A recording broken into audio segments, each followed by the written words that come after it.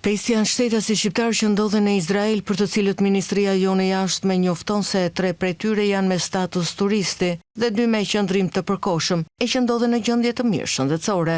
Nëpërmjet një njoftimi për mediat, Ministria e Jashtme, e cila ndjek situatën në Izrael ku pas sulmeve të Iranit, të nisura mbrëmjen e së premtes, janë ndërprerë edhe fluturimet, thekson se shtetasit shqiptar janë informuar dhe po ndjekin udhëzimet e sigurisë të autoriteteve izraelite.